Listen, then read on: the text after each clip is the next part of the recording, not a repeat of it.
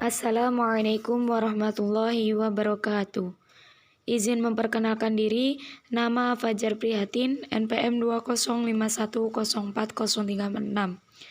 Saya dari Prodi Manajemen Bisnis Syariah kelas B semester 3 UIN Raden Intan Lampung. Di sini saya mendapatkan tugas individu dari fikih muamalah dan saya mengambil dari bab khiyar. Khiyar. Yang pertama, definisi khiyar. Khiyar dalam arti bahasa berasal dari akar kata khoro'a yakhiru khairon wa khairatan, yang artinya memberikan kepadanya sesuatu yang lebih baik baginya. Menurut istilah kalangan ulama fikih, yaitu mencari yang baik dari dua urusan baik berupa meneruskan akad atau membatalkannya.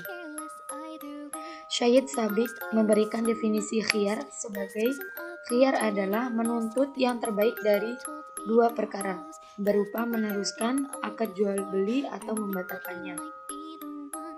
Khiyar itu dimaksudkan untuk menjamin adanya kebebasan berpikir antara pembeli dan penjual atau salah seorang yang membutuhkan khiyar.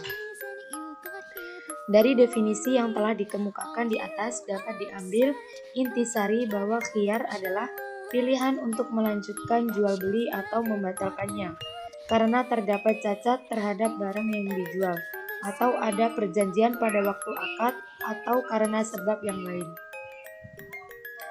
Tujuan diadakannya khiyar tersebut adalah untuk mewujudkan kemaslahatan bagi kedua belah pihak sehingga tidak ada rasa menyesal setelah akad selesai karena mereka sama-sama rela atau setuju.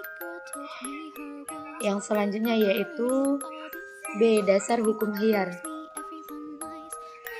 Khiyar hukumnya boleh berdasarkan sunnah Rasulullah SAW. Di antara sunnah tersebut adalah hadis yang diriwayatkan oleh Al-Bukhari dari Abdullah bin Al-Haris, yang artinya dari Abdullah bin Al-Haris ia berkata, saya mendengar Hakim bin Hizam radhiyallahu an dari Nabi SAW. Beliau bersabda, penjual dan pembeli boleh melakukan khiyar selama mereka berdua belum berpisah. Apabila mereka berdua benar dan jelas, maka mereka berdua diberi keberkahan di dalam jual beli mereka. Dan apabila mereka berdua berbohong dan merahasiakan, maka dihapuslah keberkahan jual beli mereka berdua. Hadis riwayat Al-Bukhari. Di samping itu ada hadis lain yang diriwayatkan oleh Al-Bukhari dari Ibnu Umar, yang artinya dari Ibnu Umar radhiyallahu an berkata, telah bersabda Nabi SAW, penjual dan pembeli boleh melakukan khiyar selagi keduanya belum berpisah atau salah seorang mengatur transaksi. Khiyar majelis berlaku dalam berbagai macam jual beli, seperti jual beli makanan dengan makanan, akad pemesanan barang atau salam, syirkah.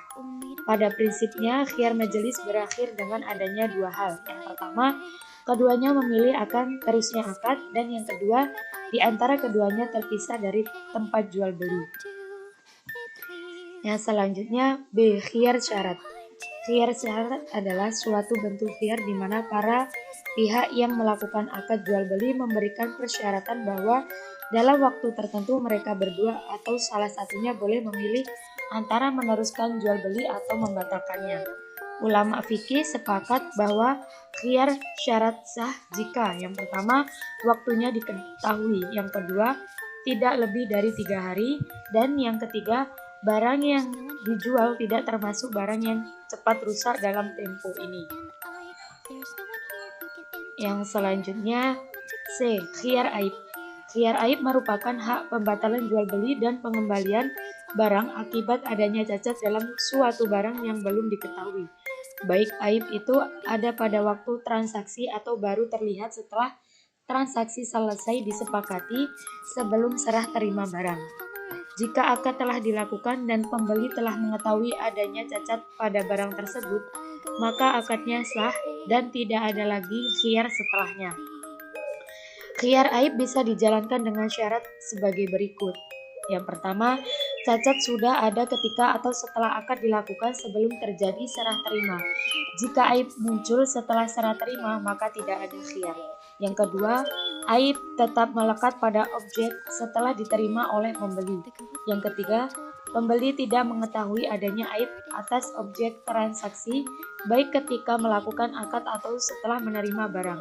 Jika pembeli mengetahui sebelumnya, maka tidak ada khiyar, karena itu berarti telah meriduinya.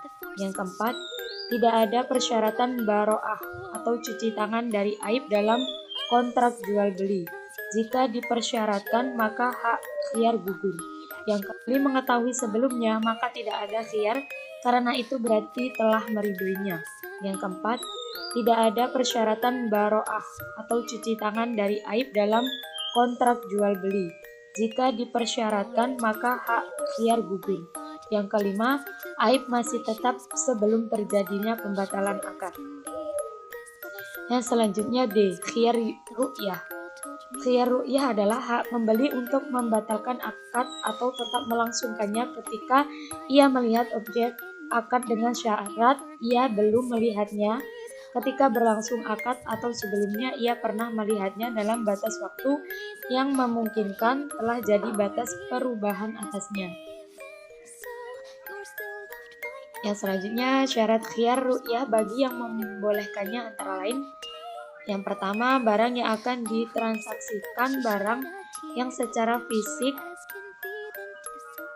ada dan dapat dilihat berupa harta tetap atau harta bergerak.